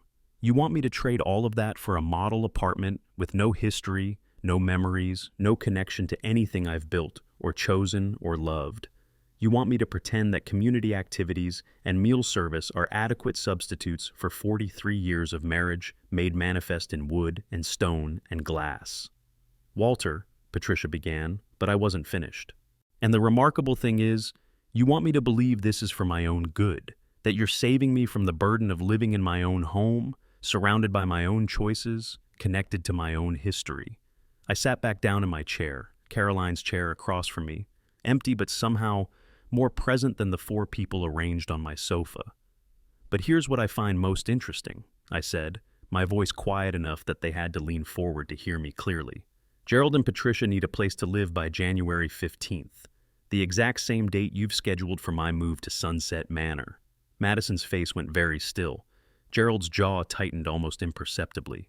What a remarkable coincidence, I continued, that your concern for my welfare and your parents' housing needs should align so perfectly. The silence that followed felt like the moment after lightning strikes, but before the thunder arrives, charged with electricity and the promise of something loud coming. Dad, Ethan said finally, I understand you're upset. I'm not upset, I said. I'm disappointed. There's a difference. I stood again and walked to the bookshelf where Caroline's photo albums waited in their neat row. Upset is what you feel when someone cuts you off in traffic or raises your property taxes. Disappointed is what you feel when you realize your son sees you as an obstacle to be managed rather than a father to be respected. I pulled down the album labeled Our Boy, Years 110, and opened it to the photograph of 3-year-old Ethan sleeping in the crib I'd built with my own hands. I sanded this crib 3 times, I said, showing them the photograph. Caroline thought I was being obsessive, but I was determined it would be smooth enough that our son could never get a splinter. I turned the page to show Ethan at his 2nd birthday, chocolate cake smeared across his face, Caroline and me flanking him with the indulgent smiles of parents who thought they were raising a child who would grow up to care about them. Every piece of furniture in this house tells a story like that. The dining room table where we ate 10,000 meals together, the rocking chair where Caroline nursed you and read you bedtime stories, the workshop where I built your school science projects and your graduation podium and the garden boxes where your mother grew the flowers she loved. I closed the album and set it on the coffee table between us. But apparently none of those stories matter as much as your in-laws' need for free housing. The accusation hit the room like a physical blow. Patricia's face went white, Gerald's hands clenched into fists, and Madison looked like she wanted to disappear into the sofa cushions. That's not fair, Ethan said, but his voice carried no conviction. Isn't it? I asked. Gerald and Patricia's lease expires January 15th. You've scheduled my move for January 16th. Are you going to tell me that timing is coincidental? No one answered. I thought not, I said. I walked back to the mantel and picked up another photograph. This one of Caroline in her garden, taken the summer before her diagnosis. She was kneeling beside her rose bushes, her hands dirty from the soil, her face bright with the satisfaction of work she loved. Caroline knew she was dying for the last 6 months of her life. The doctors told us early on that the treatment might buy time but wouldn't cure anything. Do you know what she worried about most during those final months? I looked at Ethan, waiting for an answer that didn't come. She worried about me, about how I'd manage alone, about whether I'd be able to maintain the house and the garden and all the things we'd built together. But most of all, she worried about whether you'd take care of me the way I'd taken care of her. I set Caroline's photograph back on the mantel, positioning it carefully so her smile faced the room. She made me promise to fight if anyone tried to take what we'd built together. Don't let them put you somewhere convenient, she said. Make them earn whatever they get from you. I turned back to face my unwelcome guests. So, that's what I'm going to do. The silence that followed had weight to it, like the moment before a building collapses, when everything goes still and quiet. Gerald was the first to speak. Walter, I think we've gotten off on the wrong foot here. No one wants to take anything from you. We're trying to help you make practical decisions about your future. My future, I said. Not yours, not theirs, mine. Of course, but nothing. I sat back down in my chair, feeling Caroline's presence like a hand on my shoulder. This is my house. These are my belongings. This is my life.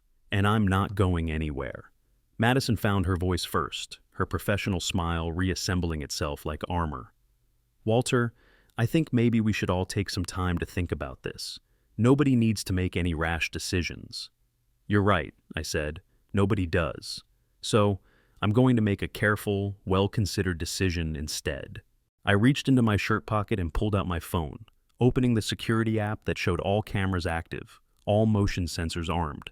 I'm going to stay right here in the house I built with my wife, surrounded by the memories we made together, living the life I choose to live until I decide otherwise.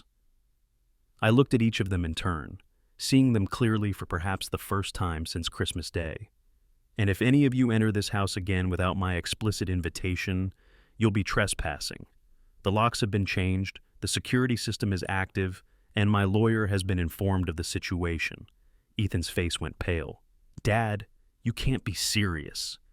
I've never been more serious about anything in my life. The exodus happened quickly after that. Gerald and Patricia gathered their coats with the efficiency of people who'd been asked to leave other houses, other negotiations. Madison tucked her folder away with movements sharp enough to cut paper. Ethan lingered at the door, his face cycling through expressions I couldn't quite read. "This isn't over," he said finally. "You're right," I agreed. "It's just beginning." After they left, I sat in my living room and watched through the window as their cars disappeared down the street. The house settled around me with its familiar sounds, the heating system cycling on, the grandfather clock marking another quarter hour, the oak tree creaking softly in the winter wind. I looked at Caroline's photograph on the mantel, at her smile that had carried me through 43 years of marriage and 3 years of widowhood. "I kept my promise," I told her. "They're not going to take what we built." The security cameras continued recording, the motion sensors remained armed, and Walter Harrison sat in his fortress, ready for whatever came next. The battle for my life had officially begun. The silence after they left lasted 3 days. 3 days of my phone not ringing, of no cars pulling into my driveway, of motion sensors that captured only squirrels and the occasional delivery truck. I used the time to strengthen my defenses and prepare for the next phase of their campaign, because men like Gerald Monroe don't accept defeat in living rooms. They regroup, they strategize, and they find new ways to get what they want. On Wednesday morning, Marcus called with news that crystallized everything I'd suspected about their true intentions. "Walt, I did some digging into your son's financial situation. Nothing invasive, just public records and credit reports he'd have to consent to anyway if he were applying for a loan." "What did you find?" "Ethan and Madison are in deeper than they've let on. Their house has been refinanced twice in 3 years, they're carrying credit card debt in the mid-5 figures, and Madison's boutique has been operating at a loss since it opened." I'd suspected financial pressure, but hearing it confirmed still felt like a punch to the chest. How bad is it?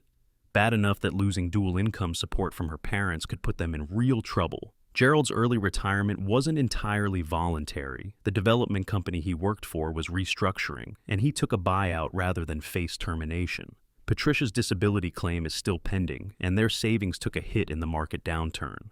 The pieces clicked into place with the mechanical precision of a lock engaging. This wasn't about my welfare or their concern for an aging parent. This was about survival, about 4 people whose financial house of cards needed my property as foundation. "There's more," Marcus continued. "I pulled the incorporation papers for Madison's boutique. Guess who co-signed the business loan?" My stomach dropped. "Ethan?" "Both their names are on it. If the business fails, they're both personally liable for $80,000. Add that to their existing debt, and they're looking at bankruptcy within 6 months. Unless, of course, they could convince a lonely widower to sell his house and move into assisted living, freeing up several $100,000 in equity that could solve everyone's problems. Marcus, I want you to do something for me." "What's that?" "I want you to make an appointment with the Veterans Support Organization downtown. Tell them I'm interested in making a substantial donation." There was a pause. "What kind of donation?" "The kind that comes with a house." That evening, I drove through my old neighborhood as the December light faded to gray, past the elementary school where Ethan had learned to read, past the park where I'd taught him to throw a baseball, past the church where Caroline and I had been married and where they had held her funeral 3 years later. These streets held 43 years of my life, but they also held something else now, the knowledge that my son saw all of it as nothing more than assets to be liquidated. I parked outside St. Matthew's and sat in the quiet car, looking at the modest brick building where Caroline and I had worshipped for 4 decades. Father McKenna was probably inside, preparing for evening service. The same man who had baptized Ethan and later married him to Madison in the elaborate ceremony that had cost more than some people's annual salary. My phone buzzed with a text message from Madison. "Walter, we're planning a small engagement party for my cousin Jennifer this Saturday. Nothing fancy, just family and close friends. We'd love for you to join us. It would mean a lot to have you there. 6 p.m. at our house. An engagement party." After 3 days of silence, they were inviting me to a celebration, trying to reset the dynamic with social pressure and family obligation. The kind of gathering where refusing to attend would mark me as bitter and antisocial, where being present would subject me to hours of subtle manipulation disguised as concern. I typed back, "I'll be there." But first, I had preparations to make. Friday morning, I met with Jennifer Walsh from Veterans Support Services in her cramped office above the used bookstore on Main Street. Jennifer was maybe 40, with the kind of practical haircut and comfortable clothes that spoke of someone who had learned to stretch nonprofit budgets until they screamed. The walls were covered with photographs of local veterans at various events, job fairs, housing assistance ceremonies, holiday dinners for families struggling to make ends meet. Mr. Harrison, Marcus Henley explained that you're interested in making a donation to support veteran housing? More than interested, I wanted to deed my house to your organization. Jennifer's pen stopped moving across her notepad. I'm sorry, could you repeat that? I own a house on Maple Street, worth approximately $300,000. I want to donate it to Veterans Support Services, with the understanding that it would be used to house veteran families in transition. That's incredibly generous. But, Mr. Harrison, have you thought this through completely? Donating real estate is a significant decision with complex tax implications. My lawyer is handling the legal aspects. What I need to know is whether your organization can accept and manage such a donation. Jennifer's eyes were bright with the kind of excitement nonprofit directors rarely get to feel. Absolutely. We've been trying to establish transitional housing for years, but we've never had the resources. A property like that could house 2 or 3 families, provide the stability they need to get back on their feet. Good. There's one condition. What's that? I retain lifetime occupancy rights. The house becomes yours legally, but I continue to live there until my death. After that, it's entirely yours to use as you see fit. Jennifer nodded, already taking notes. That's actually ideal from our perspective. No immediate housing costs, and we gain a substantial asset. When would you want this to take effect? Today, if possible. The paperwork took 3 hours to complete, with Marcus handling the legal details while Jennifer and I worked out the practical arrangements. By Friday afternoon, my house officially belonged to Veterans Support Services, though I remained as lifetime tenant with all the rights and responsibilities of ownership. The deed transfer wouldn't become public record until the following week, but when it did, Ethan and his in-laws would discover that the property they'd been planning to inherit or convince me to sell no longer existed as a family asset. Saturday evening came cold and clear, the kind of December night that makes Christmas lights look like stars brought down to earth level. I dressed carefully for Madison's engagement party. My good navy suit, the one Caroline had bought me for special occasions, and the tie she'd said brought out my eyes. If this was going to be a performance, I wanted to look the part. Madison and Ethan's house sat in one of those newer developments where every house looked like a variation on the same theme. Colonial revival with modern conveniences, designed to suggest tradition without the inconvenience of actual history. Their driveway was already full when I arrived, expensive cars arranged like pieces on a chessboard. The front door opened before I could knock, revealing Madison in a black cocktail dress that probably cost more than my monthly utility bills. Her smile was as bright and brittle as December ice. Walter, I'm so glad you came. Jennifer is going to be thrilled to meet you. Jennifer turned out to be Madison's cousin, a young woman in her late 20s with the kind of desperate cheerfulness that comes from being engaged to someone she wasn't entirely sure she wanted to marry. Her fiancé, Brad, worked in tech and spoke in the aggressive optimism of someone who believed disruption was always improvement. The living room was filled with people I didn't recognize. Madison's college friends, Brad's business associates, relatives from both families who seemed to know their roles in this particular production. Gerald stood near the bar he'd set up on the dining room table, playing host with the confidence of a man who'd found his proper element. Patricia held court on the sofa, regaling a group of younger women with stories about wedding planning that made matrimony sound like a military campaign. Ethan found me near the kitchen, carrying 2 glasses of wine I hadn't asked for. Dad, thanks for coming. I know things have been tense between us lately. Have they? I accepted the wine, but didn't drink it. I hadn't noticed. His laugh was forced, the kind you use to fill uncomfortable silences. Look, about the other day, maybe we came on a little strong. We're just concerned about you living alone in that big house. I appreciate your concern. Good, because we've been thinking, maybe we could find a compromise. Something that works for everyone. A compromise. I'd been wondering when that word would surface, the negotiator's fallback when direct assault fails. What kind of compromise? Well, what if you stayed in the house for now, but maybe let Gerald and Patricia rent the basement apartment, just temporarily, until they find something more permanent? The basement apartment. Caroline and I had finished that space 10 years ago, thinking it might be useful if we ever needed live-in help, or if Ethan wanted to move back home temporarily. It had its own entrance, its own kitchen, its own bathroom, a completely separate living space that could house two people comfortably. They'd pay rent, of course, Ethan continued, market rate, and they could help with maintenance, keep an eye on things when you're out. Really, it would be perfect for everyone. Perfect for everyone except me, living in my own house with my son's in-laws as tenants, who'd gradually expand their presence until I became the guest in my own home. Interesting idea, I said. Let me think about it. Ethan's smile broadened with relief. Great. We don't need to decide anything tonight, but maybe we could all sit down next week and work out the details. I nodded and moved away, circulating through the party with the kind of polite interest that kept conversation short and expectations low. I listened to Brad explain his startup's revolutionary approach to social media marketing. I heard Patricia describe the cruise she and Gerald were planning to take once their housing situation was resolved.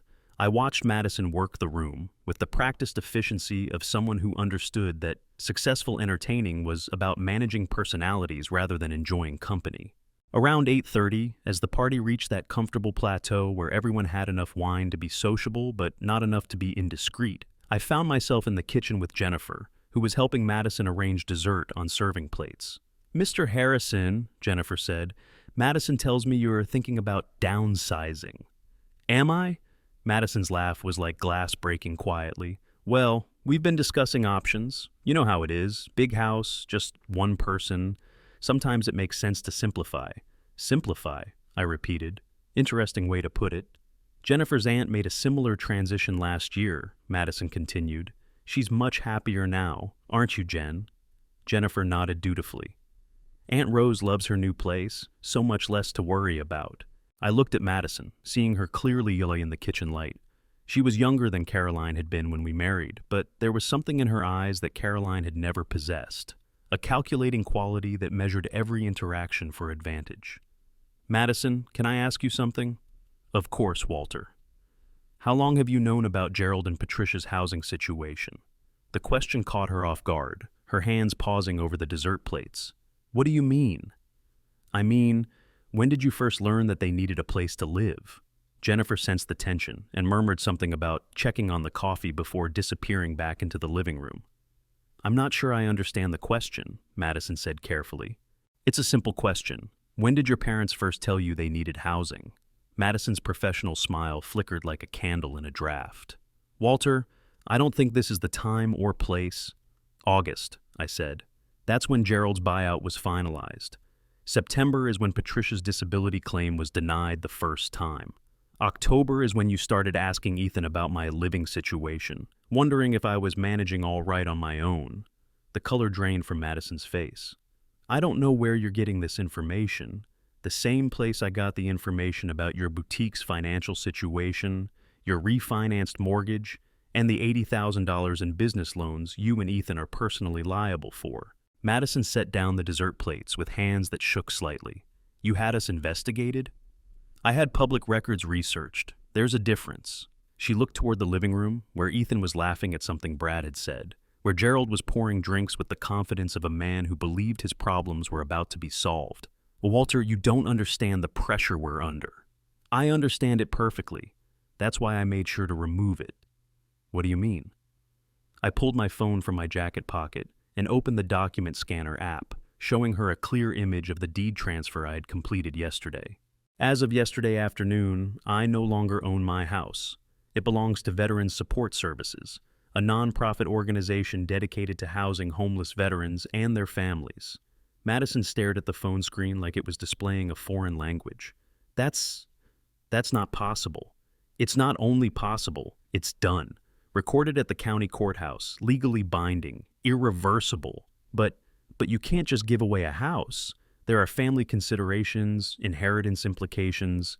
I can give away anything I own to anyone I choose. That's what ownership means. Madison's professional composure was cracking like ice under pressure. "What about Ethan? What about his inheritance? What about it?" That house was supposed to be his someday. We were counting on. She stopped herself, realizing how her words sounded.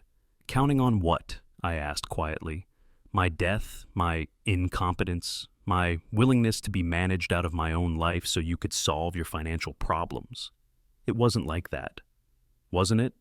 The silence stretched between us, filled with the sound of the party continuing in the next room.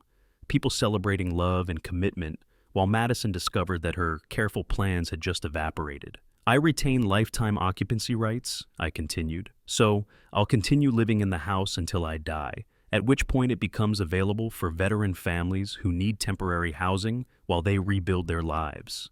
Madison's eyes were bright with unshed tears. You can't do this to us. I haven't done anything to you. I've done something for veterans who deserve better than the street or their cars. What you do about your financial situation is entirely up to you. I put my phone away and straightened my tie. Now, shall we rejoin the party? I believe someone mentioned toasting the engaged couple. The announcement came during dessert, when Gerald tapped his wine glass with a knife and called for everyone's attention. The living room quieted, faces turning toward him with the expectant look people wear when they sense something important is about to happen. Patricia and I wanted to thank Madison and Ethan for hosting this lovely evening, Gerald began, his voice carrying the authority of someone accustomed to being listened to. Jennifer and Brad, we're thrilled to welcome you to the family. Polite applause rippled through the room. Jennifer blushed appropriately, and Brad raised his glass in acknowledgement. But we also wanted to share some exciting news of our own, Gerald continued. Patricia and I are entering a new chapter in our lives as well. Thanks to the generosity of Walter Harrison, he nodded toward me, we'll be moving into a beautiful property on Maple Street, where we'll be able to help Walter with the transition that comes with aging while enjoying the stability of a true family home.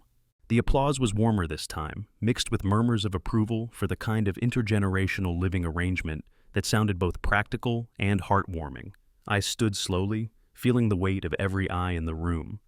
Thank you, Gerald, for that generous introduction, but I'm afraid there's been a misunderstanding. The room went very quiet. Gerald's smile froze in place like something carved from ice. As of yesterday, I continued, my voice carrying clearly in the sudden silence, I no longer own the house on Maple Street. I've donated it to Veterans Support Services, an organization that provides transitional housing for homeless veterans and their families. The silence deepened, becoming something you could almost touch. Jennifer's mouth fell open. Brad lowered his wine glass slowly. Patricia's face went white as winter. The donation includes a lifetime occupancy agreement, I continued, which means I'll continue living there until my death, at which point the property will be used exclusively to house veterans who are rebuilding their lives after service to our country. Gerald found his voice first, though it came out strangled. Walter, surely you're joking. I've never been more serious about anything in my life. Ethan pushed through the crowd, his face cycling through emotions too quickly to track. Dad, what are you talking about? You can't just give away the house. I can, and I have. The deed transfer was recorded yesterday afternoon, but we had an agreement. No, I said calmly. You had a plan. I was never consulted about it, never asked if I wanted to be part of it. You simply decided what would happen to my life and expected me to cooperate. Madison appeared at Ethan's shoulder, her face streaked with tears she was no longer trying to hide. Walter, please, we can work something out. There has to be a way to reverse this. There isn't, and even if there were, I wouldn't. I looked around the room at the faces staring back at me, some shocked, some confused, some beginning to understand the magnitude of what had just happened. Gerald, Patricia, I'm sorry your housing situation is difficult, but your problems are not my responsibility to solve, especially not at the cost of my independence and dignity. I set my wine glass on the nearest table and straightened my jacket. Ethan, Madison, thank you for a lovely evening. Jennifer, Brad, congratulations on your engagement. I hope you'll build something together that lasts. I walked toward the door, the crowd parting before me like water. Behind me, I could hear the beginning of what would probably be a very unpleasant family discussion. Dad, wait, Ethan called, but I didn't stop. Outside, the December air was sharp enough to make me zip my coat, but it felt clean and honest after the suffocating atmosphere of manufactured family concern. I sat in my car for a moment, engine running, heat beginning to warm the interior. Through the windows of the house, I could see shadows moving, gestures that looked sharp enough to cut. Gerald's controlled fury, Patricia's tears, Madison's desperate attempts to find a solution that no longer existed. Ethan standing in the middle of it all, realizing perhaps for the first time that his father wasn't the manageable old man he'd thought. I backed out of their driveway and drove home through streets that looked different now. Not like routes to and from family obligations, but like the paths of a man who'd reclaimed control of his own life. The house on Maple Street was mine still, but also not mine. It belonged to something larger now, something that would serve people who needed shelter and stability while they rebuilt lives that had been broken by circumstances beyond their control. People like me, in a way. I parked in my driveway and looked at the house Caroline and I had built together. Tomorrow, Ethan would probably call with anger or pleas or threats. Gerald and Patricia would have to find other solutions to their housing crisis. Madison would discover that some problems can't be solved by efficient planning and social pressure. But tonight, I was Walter Harrison, sitting in front of the house I'd chosen to save by giving it away, surrounded by 43 years of memories that no one could take from me. The battle for my life was over, and I had won. The phone started ringing at 6:30 the next morning. I let it ring. It rang again at 7:15, then 7:45, then 8 o'clock sharp, with the mechanical persistence of people who believed that volume and repetition could accomplish what reason had failed to achieve. Each time, Ethan's name glowed on the caller ID like an accusation, and each time, I let the machine answer while I sat at my kitchen table with Carolyn Bison's good china coffee cup, watching the December light paint my garden in shades of gray and gold. By the fifth call, I unplugged the phone from the wall. The sudden silence felt like a gift I'd given myself. Outside, the world continued its ordinary Sunday morning rhythm. Mrs. Kowalski walked her ancient retriever past my mailbox, the dog moving with the careful dignity of age. The Patterson boy across the street scraped frost from his windshield, with movements sharp enough to suggest he was late for something important. Normal people living normal lives, unburdened by the wreckage I'd created the night before. I finished my coffee and walked through the house that was mine but not mine, legally belonging to Veterans Support Services, but still filled with 43 years of Walter and Caroline Harrison. The morning light caught Caroline's crystal collection on the living room windowsill, sending small rainbows across the wall where our wedding portrait hung. In the photograph, we looked impossibly young and certain, as if we'd figured out something about love that would protect us from ordinary disappointments. Perhaps we had. Perhaps the secret was building something together that mattered more than the people trying to tear it down. The mailbox held the usual Sunday collection: grocery store flyers, charity requests, and a thick envelope with Marcus Henley's return address. Inside were copies of all the documents from Friday's deed transfer, stamped and notarized and legally bulletproof. Also included was a brief note in Marcus's precise handwriting. Walt, everything's filed and recorded. No going back now. Well done. M. No going back now. The words should have felt final, like a door closing on something important. Instead, they felt like liberation. I drove to St. Matthew's for the 10 o'clock service, taking the long route past the lake where Caroline and I used to walk on Sunday afternoons. The water was steel gray under December's cloudy sky, but still beautiful in the way that familiar things remain beautiful, even when you're too tired to notice. Father McKenna's sermon was about unexpected gifts, the kind that come disguised as loss or wrapped in packages you didn't want to open. I thought about houses donated to strangers and families who discovered their careful plans weren't as solid as they'd believed. After church, I found myself driving north toward Clear Lake, the route Caroline and I had taken countless times when we needed distance from whatever was weighing on us. The lake house had been ours for 15 years, a small cabin on 2 acres that we'd bought with the insurance money from her father's death. Nothing fancy, 2 bedrooms, a kitchen barely big enough for 2 people, a living room dominated by the stone fireplace I'd built myself. But it was ours in a way that felt different from our primary residence. The cabin sat at the end of a gravel road that wound through pine trees old enough to remember when this land was wilderness instead of weekend retreats. I parked in the clearing beside the split-rail fence I'd installed the year before Caroline's diagnosis and sat for a moment, engine ticking as it cooled, looking at the place where we'd planned to spend our retirement years. The key was hidden where it had always been, under the third stone in the path Caroline had laid with her own hands.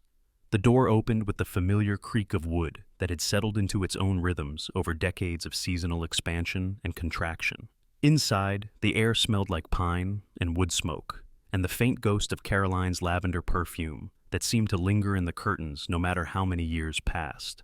Everything was exactly as we'd left it on our last visit, 3 months before the cancer took her. Caroline's knitting basket beside her chair, needles and yarn waiting for the sweater she'd never finish.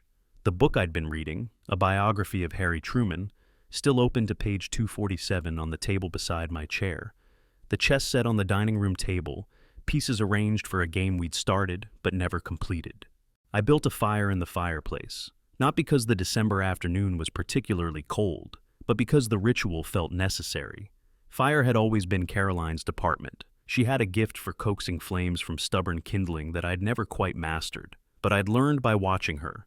The way you learn most important things in a marriage, through patient attention to someone who loves you enough to let you see how things are really done. When the fire was crackling properly, I sat in my chair and looked across at Caroline's. Seeing her there in that way grief allows, not hallucination, but memory so vivid it becomes temporarily present. She would have approved of what I'd done, I knew. Caroline had never backed down from a fight, especially when the stakes involved protecting something she loved. The chess game waited between us, white pieces arranged for my next move. Caroline had been winning, as usual, her queen positioned to threaten my king while her knights controlled the center of the board. I studied the pieces, trying to remember the strategy I'd been pursuing before real life had intervened and made our game seem suddenly unimportant. But real life always intervenes, doesn't it? That's why you play while you can. I moved my bishop to protect my king, the same defensive strategy I had been using for 3 years since Caroline's death. But looking at the board now, I realized defense might not be enough. Sometimes you had to sacrifice pieces to win the game. Sometimes you had to give up what seemed important to protect what actually mattered. The afternoon passed quietly, fire settling into coals while I sat with my memories and my small victory. Around 4 o'clock, I heard the crunch of gravel that meant someone had driven up the private road, a sound that was never accidental in this isolated place. Through the scene window, I saw Marcus Henley's sedan pulling into the clearing, followed by a car I didn't recognize. Marcus climbed out first, wearing weekend clothes instead of his usual suit, looking like a man who'd been asked to make a house call on his day off. The second car disgorged a woman in her 40s, with the kind of practical clothing and determined expression that usually meant business.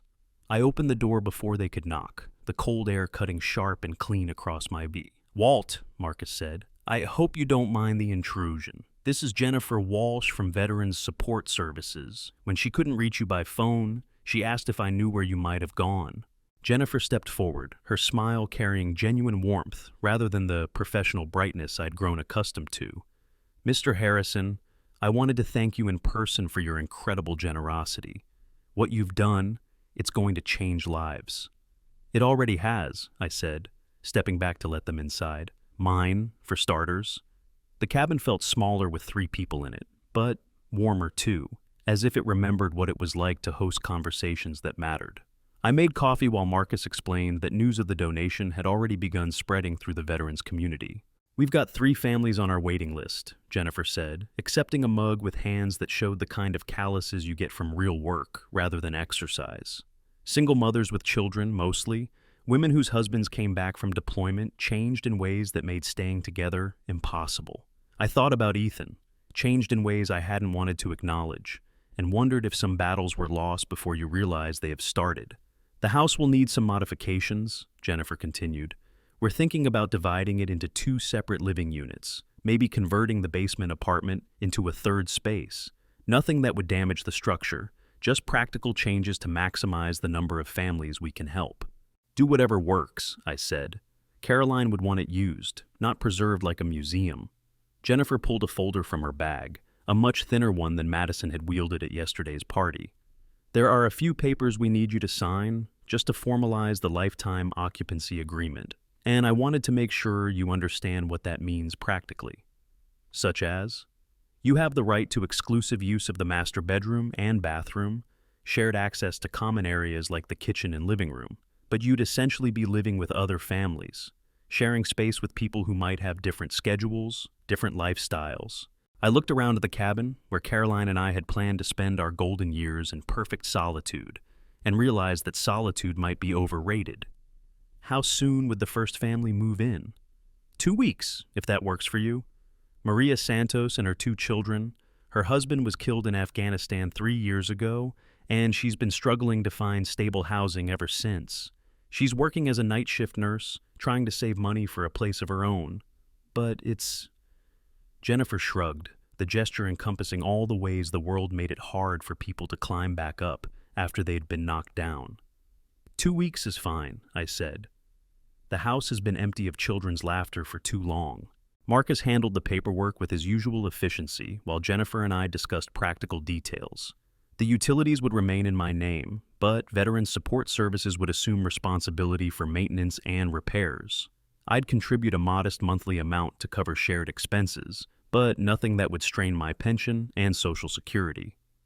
"Are you sure about this?" Marcus asked as I signed the final document. "Once Maria and her children move in, your life is going to change pretty dramatically." I thought about the silence that had filled my house for 3 years, broken only by phone calls from people who wanted something from me. I thought about the mechanical routine of my days, structured around avoiding the empty spaces Caroline had once filled. I thought about Saturday night's party, where my son had looked at me like I was a problem to be solved rather than a father to be loved. "Some changes are improvements," I said, signing my name with the kind of deliberate care Caroline had always admired. "This feels like one of them." After Marcus and Jennifer left, I sat by the dying fire and called the house phone from my cell phone, listening to my own voice on the answering machine, asking callers to leave a message. 7 new messages waited, all from Ethan, his voice progressing through anger and bewilderment to something that might have been genuine distress. "Dad, we need to talk. You can't just disappear after dropping a bomb like that. This is crazy, Dad. You've given away our family home to strangers. Mom would be heartbroken. I'm coming over. We're going to need to figure this out like adults." I deleted them all without writing down the times or transcribing the exact words. Some conversations weren't worth documenting. The drive home took me past the Veterans Cemetery where Caroline's father was buried, not the old man I'd known, but the 20-year-old Marine who died at Chosin Reservoir 60 years before his daughter was even born. His headstone was simple white marble, like thousands of others arranged in perfect rows across the rolling hills. No different from his neighbors, except for the name and dates that marked one specific life, among so many others who'd given up their futures so that people like me could have families and houses, and the luxury of choosing how to live. Caroline had visited his grave every Memorial Day, even though she'd never met him, placing flowers and sitting quietly for an hour while I waited in the car. "He died so young," she'd say on the drive home. "Never got to have the life he was fighting for. The least I can do is remember that someone paid for our happiness." Now his great-grandchildren would live in the house his daughter and I had built together, growing up surrounded by the kind of stability he'd died trying to preserve. It seemed like the kind of circle Caroline would have appreciated, connections that reached across decades and generations to create something larger than any individual story. The streetlights were coming on by the time I reached Maple Street, casting pools of warm light across sidewalks where children had played and couples had walked and families had built lives worth defending. My house sat quietly among its neighbors, looking no different from the outside than it had yesterday morning when I'd owned it completely. But everything had changed, hadn't it? In the space of 24 hours, I'd transformed from a lonely widower being managed by his family into a man who'd chosen his own future and found a way to honor his past at the same time. Inside, the answering machine blinked with new messages I wouldn't return. The security system showed all cameras active, all motion sensors armed, protecting a house that now belonged to people who understood the value of shelter and stability. The kitchen still smelled faintly like Caroline's cinnamon rolls. The living room still held the imprint of 43 years of shared evenings. Nothing had changed, and everything had changed. I made myself a simple dinner, grilled cheese and tomato soup, the kind of comfort food Caroline used to prepare when one of us was sick or sad or just needed the reassurance of familiar flavors. While I ate, I thought about Maria Santos and her children, pictured them discovering the house for the first time, the garden Caroline had planned, the workshop where I had built furniture and repaired toys, the upstairs bedrooms where their laughter would echo through rooms that had been quiet too long. The chess game from the lake house sat in my mind like an unsolved puzzle.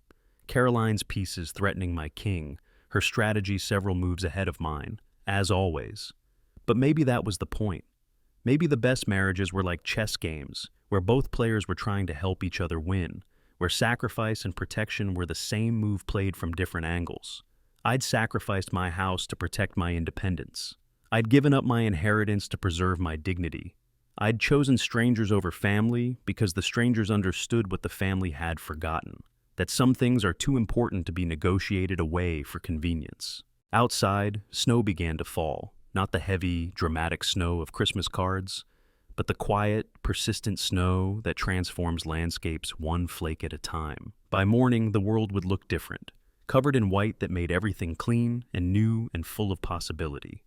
I turned off the lights and checked the locks, testing each one the way Caroline had always teased me about, but never really minded. Some habits were worth keeping, especially the ones that kept you safe while you were learning how to live again. In my bedroom, Caroline's photograph smiled from the nightstand, her eyes bright with the mischief that had made 43 years pass like 43 minutes. "What do you think?" I asked her picture. "Did I do the right thing?" But I already knew her answer. Caroline had never doubted that some fights were worth having, some stands worth taking, some prices worth paying to preserve what mattered most. I'd kept my promise to her, protected what we'd built together by giving it to people who would value it properly. The house would shelter families, the garden would bloom for children, and the life we'd created together would continue in ways we'd never imagined, but would have chosen if we'd been wise enough to think of it. Sleep came easily for the first time in months, deep and dreamless and uninterrupted by the phone calls of people who wanted to manage my life for their own convenience. Outside, the snow continued to fall, covering the world in the kind of peace that comes after battles end, and the victors are left standing in the field they chose to defend. Tomorrow, Maria Santos would come to see her new home. Ethan would probably call again. His anger evolved into whatever came after anger, when all your careful plans evaporated overnight. The neighbors would ask questions about the families moving in, and I'd explain about veterans who deserved better than the streets or their cars. But tonight, Walter Harrison slept in the house Caroline had made a home, surrounded by 43 years of love that no one could take away, no matter how hard they tried. The battle was over. The victory was complete. And for the first time since Caroline's death, I was exactly where I belonged.